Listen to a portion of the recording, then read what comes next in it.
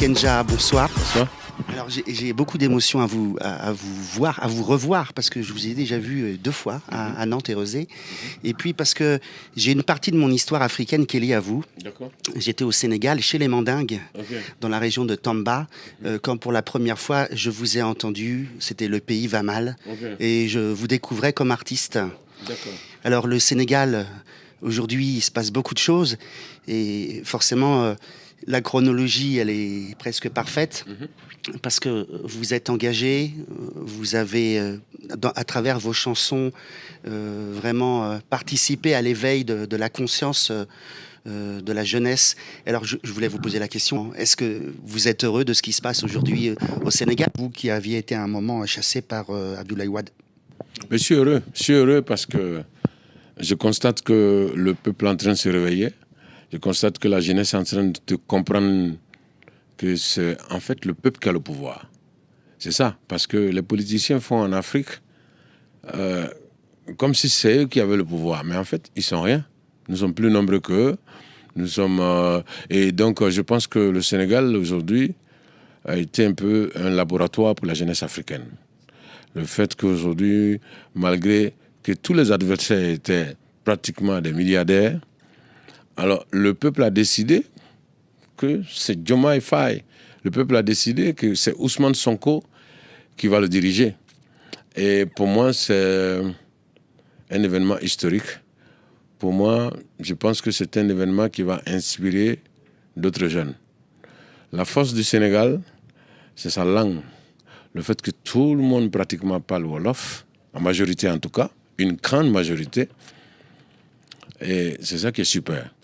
Quand tout le monde parle la même langue, même s'il y a des injustices, quand on peut comprendre, se comprendre, ça joue,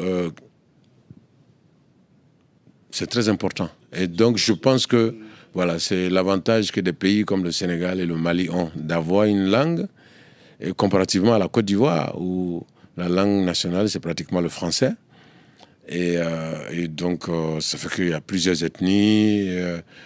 Et donc, dès qu'il y a une ethnie qui va au pouvoir, ça devient des problèmes de clans, etc. Et je pense que c'est comme ça dans beaucoup de pays d'Afrique.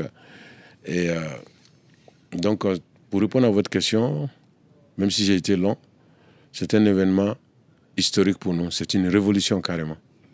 On espère sans doute aussi que la France comprenne un peu davantage que cette révolution, elle ne s'est pas faite avec elle déjà, et que ça puisse aussi peut-être l'amener à réfléchir sur ce type de relation qu'elle a entretenu et qu'elle entretient encore, parce qu'on l'a vu au Niger, mais aussi dans les autres pays, c'est compliqué en ce moment. Mais je pense que la France a compris. Elle a compris. Vous savez, il y a des divorces. Pendant le divorce, il y a quelquefois un qui refuse d'accepter.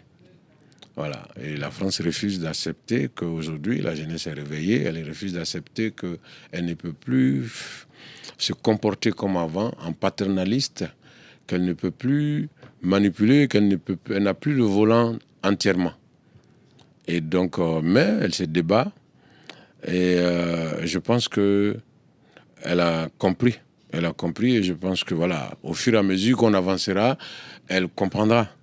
Vous savez ce qui se passe aujourd'hui au Mali, sans forcément dire que je soutiens ou quoi. Moi, je soutiens les actes, mais pas les hommes, parce que les hommes passent. Mais ce qui se passe au Mali, au Burkina, aujourd'hui au Niger, ça aurait été dans 15-20 ans en arrière, il y aurait eu déjà des coups d'État. On aurait mis des gens voilà, qui vont se mettre au garde-boue. Et donc, tout ça, c'est la preuve que les choses sont en train de changer. Maintenant, comment mettre toutes ces forces ensemble? C'est le travail qui doit être fait. Et je pense qu'un civil anti-système arrivé au pouvoir au Sénégal peut éventuellement jouer ce rôle de rapprochement. Voilà. Parce que Ousmane Sonko est populaire au Sénégal, mais je pense que il est très populaire aussi dans le reste de l'Afrique. Il va inspirer. Et les Y en a marre, il y a une chanson que vous avez composée, Y en a marre, qui a inspiré d'ailleurs au Sénégal et ailleurs les mouvements Y en a marre, puisque ça a été assez panafricain. Vous pensez, oui, qu'il a cette capacité aussi à inspirer l'autre jeunesse, enfin la jeunesse africaine dans d'autres pays? Je pense que c'est un homme inspirant. Je vais vous donner un exemple. C'est la première fois qu'un leader politique est empêché d'être candidat. Et au lieu de laisser les enfants des gens aller se suicider, parce que s'il voulait forcer, les gens allaient descendre dans les rues, ça allait faire encore plus de morts. Et voilà un monsieur qui dit, bon, moi, ma candidature n'est pas importante. On va positionner quelqu'un d'autre. C'est la première fois. On a vu combien de morts il y a eu en Côte d'Ivoire pour Alassane Ouattara et Laurent Gbagbo. On a vu combien il y a eu de morts au Kenya à cause de Raila Odinga. Combien de morts il y a eu. Voilà. Et donc, c'est un homme inspirant. Je pense que c'est la première fois que moi je vois ça. Et donc, je pense que ça va inspirer beaucoup, beaucoup de personnes. Aujourd'hui, il a été d'une largeur d'esprit incroyable. Et le résultat est là aujourd'hui. Enfin, Diomaye a été élu, mais l'homme le plus puissant, tout le monde sait que c'est Ousmane Sonko. Et c'est ça qui est extraordinaire. Alors, Tiken, est-ce que vous pensiez pouvoir assister à ça? Parce que les derniers signes n'étaient pas forcément encourageants. Est-ce que vous pensiez, vous, de votre vivant, avoir la chance de vivre cette révolution, comme vous le dites? Parce que si c'est pas encore perçu peut-être par beaucoup de gens comme ça l'est peut-être au même titre que Sankara a pu à un moment donné être inspirant aussi, mais dans un contexte différent où on ne pouvait pas autant partager aussi et éveiller les populations. Écoutez, moi je ne pensais pas vivre ça. Mais je pense que ça fait 25 ans ou 30 ans que je chante. Réveillez-vous. Personne ne viendra changer notre situation à notre place. Justice, égalité, etc. Effectivement, les gens me trouvaient courageux. Mais peut-être qu'il y en a qui n'y croyaient pas. Et aujourd'hui, notre combat, je dis notre combat parce que je ne suis pas le seul réggaeman, je ne suis pas non plus le seul leader d'opinion qui a défendu l'Afrique pendant des décennies. Notre combat a été renforcé par les réseaux sociaux. Aujourd'hui, le monde est ouvert. Tout ce qui était caché hier est dehors. Donc, même les politiques qui manipulaient la nuit, même la nuit, dans l'obscurité, ils sont obligés de se cacher. Et donc, ça fait que cela a accéléré un peu le travail que je voulais faire. Réveiller l'Afrique. Et donc, aujourd'hui, je vois qu'on avance doucement. Et c'est après toute cette période que la jeunesse va se dire, mais pourquoi on se bat entre nous? Pourquoi on se bat contre nos frères? Pourquoi on ne se met pas ensemble pour être comme les Américains ou pour être comme les Européens? Je pense qu'on va arriver à cette étape-là. Mais ça ne serait pas maintenant. Peut-être que ça ne sera pas de mon vivant. Mais je pense que cela va arriver. Parce qu'il n'y a pas de raison. Vous savez, quand je compare l'âge de la France, stable, démocratique, vous voyez, toutes les étapes qu'il y a eu avant pour arriver là, des têtes des rois qui ont été coupées, voilà, malgré que le général de Gaulle a été un héros pour la France, mais à un moment, en 1968, les jeunes se lèvent contre lui, etc. Donc, il y a eu des étapes. Et nous, sortant de 400 ans d'esclavage, de plusieurs décennies de colonisation, mais il nous faut du temps. Et donc, ça fait seulement 60 ans que nos États existent en tant que pays. Et donc, il faut du temps. Moi, je suis convaincu que quand on va atteindre 100 ans d'indépendance ou 150 ans d'indépendance, on sera très très loin. Et puis, ce qui est extraordinaire, c'est que l'Afrique, c'est le continent où tout reste à faire. Et les autres pays, tout a été fait. Ils sont obligés de passer maintenant par les nouvelles technologies, sinon tout a été fait. Donc là-bas, c'est l'avenir. Là-bas, c'est l'avenir parce qu'on constate que nous, on a une richesse qui n'a même pas de prix. C'est le soleil. Quand il fait beau ici, je vois la joie. Les gens sont heureux.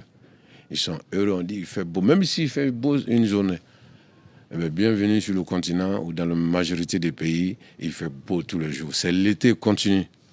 Et donc, rien que ça, avec les matières premières, etc. Donc, moi, je suis convaincu que l'Afrique va se lever et que même beaucoup de personnes voudront aller prendre leur retraite là-bas. Et il y a un exemple palpable, hein, le Maroc. Le Maroc est stable. Combien de Français ont acheté leur maison de retraite au Maroc? C'est un exemple simple. Quand on sera 20, quand on sera 50, c'est... Quand on sera unis, ça va faire... Nous sommes 54 pays avec la majorité des matières premières dont les pays, 10 pays développés, ont besoin pour continuer leur développement. Vous voyez? Et quand on parle de cacao, chocolat, je ne sais pas si vous connaissez un petit occidental qui n'aime pas le chocolat. Voilà. Et tout le monde aime le chocolat. Alors la Côte d'Ivoire produit 45%. Alors le Ghana produit 20%. Nous sommes déjà à 65%. Quand vous ajoutez les 15% du Nigeria, nous sommes à 80%. Quand vous ajoutez les petites productions des pays forestiers, alors l'Afrique seule nourrit le monde entier en chocolat. Et quand on parle de l'or, du pétrole, du diamant, manganèse, coltan, sur la planète aujourd'hui, rares sont les gens qui n'ont pas de téléphone portable. Alors il y a une matière dans le téléphone portable qui vient à 90% du Congo-Kinshasa. Alors comment un continent comme ça peut être pauvre? Et donc, personne ne viendra défendre ses intérêts à notre place. Et c'est pourquoi nous mettons l'accent sur le réveil de l'Afrique. Pour que, aujourd'hui, Diomaye a été élu grâce au peuple. Alors, il doit comprendre que le peuple, c'est un anti-balle. Alors, quand il te protège, quand il le trahit, il te lâche, t'es mort. L'arrivée de Macky Sall a été un événement aussi au Sénégal, je me rappelle. C'était une victoire aussi de la démocratie. Et puis, à la fin, c'est lui qui a massacré la démocratie. Il a massacré la démocratie. Et malheureusement, il est vomi aujourd'hui par son peuple. Parce que s'il était aimé par son peuple, le peuple allait voter pour le candidat qu'il a montré. D'ailleurs, j'ai appris aujourd'hui qu'il allait partir avec sa famille à Marrakech, au Maroc. Oh, la famille, je crois que oui, c'est déjà prévu. Apparemment, on lui a trouvé un boulot quelque part. Donc, mais ils ont voté une amnistie. Mais il y a eu 80 morts quand même.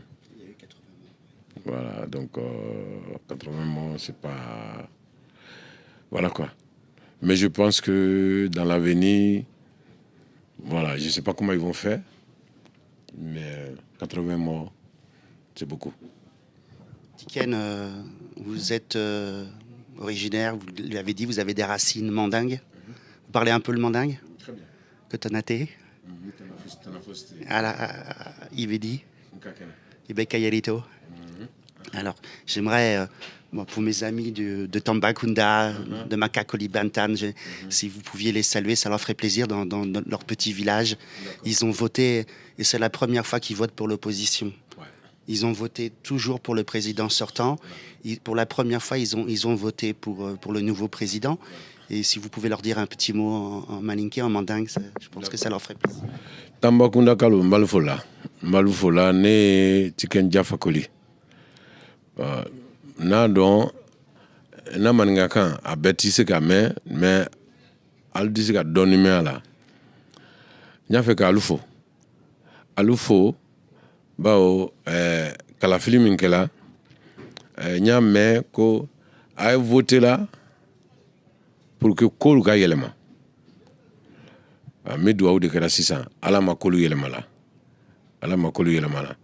alu ye jigi min ta k'a da Diomaye Faye ni Sonko kan ala ma aw jigi fa la n dira fɛ k'aw le duwawu kɛ k'aw le foli kɛ k'ala salu ma bawo ne ye maninka de di. Abaraka Tiken. Les parents de la victime n'oublient jamais. C'est pourquoi